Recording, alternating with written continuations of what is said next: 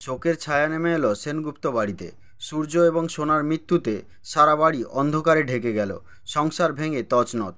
দীপা হারিয়ে ফেলল চিরতরের জন্য তার প্রাণের চেয়ে প্রিয় স্বামী সূর্যকে এবং প্রাণের চেয়ে প্রিয় মেয়ে সোনাকে। অন্যদিকে রূপা তার বাবা এবং বোনকে হারিয়েও দিশেহারা। এইভাবে সারা সেনগুপ্ত বাড়ি ভেঙে তছনছ হয়ে গেছে। উপরন্তু সেনগুপ্ত বাড়ির উপর কুনজর রয়েছে কুন্তলা এবং রুডির, তার সঙ্গে উর্মিও জুটেছে।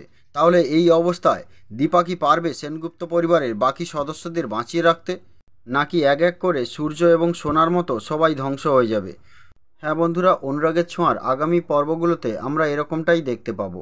এরকম সিরিয়ালে দুর্দান্ত আপডেট পেতে আমাদের চ্যানেলটি সাবস্ক্রাইব করে পাশের নোটিফিকেশান বেলটি প্রেস করে রাখুন, যাতে আমাদের আপলোড করা ভিডিওগুলি আপনারা সবার প্রথম পেতে পারেন। তো চলুন কথা না বাড়িয়ে শুরু করা যাক। সেনগুপ্ত বাড়িতে সূর্য এবং সোনার শেষ ক্রিয়াকর্ম চলছিল।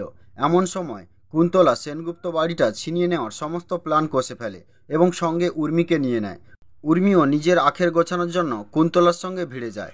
তারপর সেনগুপ্ত বাড়ির বাকি সদস্য যেমন প্রবীর সেন, লাবণ্য, কাকিয়া সবাইকে বাড়ি থেকে বার করে দেয়। শেষ অবস্থায় প্রবীর সেনগুপ্ত এবং লাবণ্য দাঁড়ে দাঁড়ে ভিক্ষা করার মতো রাস্তায় বেরিয়ে পড়ে, কিন্তু দীপা তাদের বাঁচিয়ে তাদের কাছে নিয়ে যায়। তখন প্রবীর সেনগুপ্তের সমস্ত ভুল ভেঙে যায়। দীপা আসলে এতদিন কী করতে চাইছিল।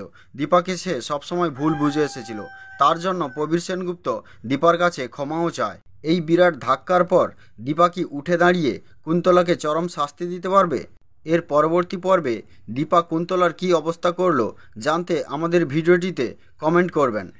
তো বন্ধুরা, আজকের পর্ব এই পর্যন্ত। আবার দেখা হবে পরবর্তী পর্বে। ততক্ষণে সুস্থ থাকুন, ভালো থাকুন। ভালো লাগলে একটি লাইক দিন। Thank you.